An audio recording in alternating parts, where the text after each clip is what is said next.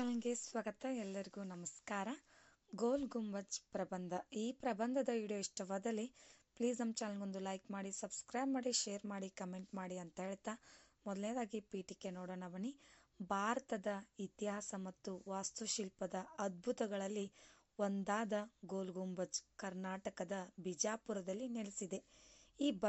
ಈ ಭವ್ಯವಾದ ಸ್ಮಾರಕವು ಆದಿಲ್ ಶಾ ರಾಜವಂಶದ ಕಾಲದಲ್ಲಿ ನಿರ್ಮಿಸಲ್ಪಟ್ಟಿದ್ದು, ಇಸ್ಲಾಮಿಕ್ ವಾಸ್ತುಶಿಲ್ಪದ ಅತ್ಯುತ್ತಮ ಉದಾಹರಣೆಯಾಗಿದೆ.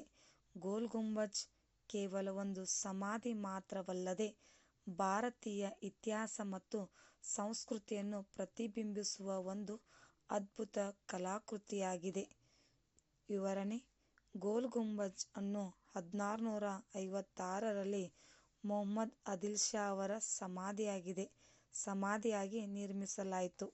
ಈ ಸ್ಮಾರಕದ ಅತ್ಯಂತ ವಿಶಿಷ್ಟವಾದ ವೈಶಿಷ್ಟ್ಯವೆಂದರೆ ಅದರ ದೊಡ್ಡ ಗುಮ್ಮಟ. ಇದು ವಿಶ್ವದ 2ನೇ ಅತಿ ದೊಡ್ಡ ಗುಮ್ಮಟಗಳಲ್ಲಿ ಒಂದಾಗಿದೆ. ಈ ಗುಮ್ಮಟವು ಯಾವುದೇ ಕಂಬಗಳ ಬೆಂಬಲವಿಲ್ಲದೆ ನಿರ್ಮಿಸಲ್ಪಟ್ಟಿದೆ. ಇದು ಆ ಕಾಲದ ಇಂಜಿನಿಯರಿಂಗ್ ಕೌಶಲ್ಯವನ್ನು ತೋರಿಸುತ್ತದೆ.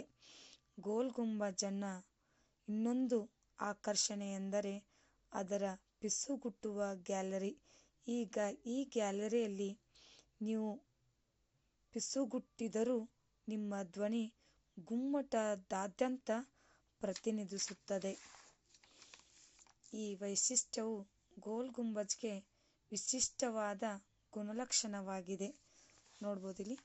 ಗೋಲ್ ಗುಂಬಜ್ನ ಇನ್ನೊಂದು ಆಕರ್ಷಣೆಯೆಂದರೆ ಅದರ ಪಿಸುಗುಟ್ಟುವ ಗ್ಯಾಲರಿ. ಈ ಗ್ಯಾಲರಿಯಲ್ಲಿ ನೀವು ಪಿಸುಗುಟ್ಟಿದರೂ ನಿಮ್ಮ ಧ್ವನಿ ಗುಮ್ಮಟದಾದ್ಯಂತ ಪ್ರತಿಧ್ವನಿಸುತ್ತದೆ. ಈ ವೈಶಿಷ್ಟ್ಯವು ಗೋಲ್ ಗುಂಬಜ್ಗೆ ವಿಶಿಷ್ಟವಾದ ಗುಣಲಕ್ಷಣವಾಗಿದೆ.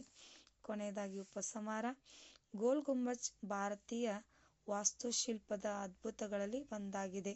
ಇದು ಕೇವಲ ಒಂದು ಸಮಾಧಿ ಮಾತ್ರವಲ್ಲದೆ ಆ ಕಾಲದ ಕಲೆ, ಸಂಸ್ಕೃತಿ ಮತ್ತು ಎಂಜಿನಿಯರಿಂಗ್ ಕೌಶಲ್ಯಗಳನ್ನು ಪ್ರತಿಬಿಂಬಿಸುವ ಒಂದು ಸ್ಮಾರಕವಾಗಿದೆ.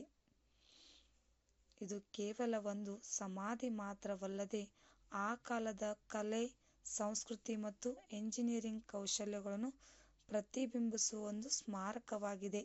ಗೋಲ್ ಗುಂಬಜ್ ಭಾರತದ ಇತಿಹಾಸದ ಒಂದು ಪ್ರಮುಖ ಭಾಗವಾಗಿದೆ ಮತ್ತು ಇದು ಭವಿಷ್ಯದ ಪೀಳಿಗೆಗೆ ಸ್ಫೂರ್ತಿಯ ಮೂಲವಾಗಿದೆ ಅಂತ ಹೇಳ್ತಾ, ನಿಮಗೂ ಕೂಡ ಇವತ್ತಿನ ಒಂದು ಗೋಲ್ ಗುಂಬಜ್ ಪ್ರಬಂಧದ ಈ ಒಂದು ವಿಡಿಯೋ ಇಷ್ಟವಾದಲ್ಲಿ ಪ್ಲೀಸ್ ನಮ್ಮ ಚಾನಲ್ಗೊಂದು ಲೈಕ್ ಮಾಡಿ, ಸಬ್ಸ್ಕ್ರೈಬ್ ಮಾಡಿ, ಶೇರ್ ಮಾಡಿ. ಹಾಗೆ ಫಸ್ಟ್ ಟೈಮ್ ನೋಡ್ತಾ ಇದ್ರೆ ಪ್ಲೀಸ್ ಸಬ್ಸ್ಕ್ರೈಬ್ ಮಾಡ್ಕೊಂಡು ನೋಡಿ. Thank you. ಧನ್ಯವಾದಗಳು.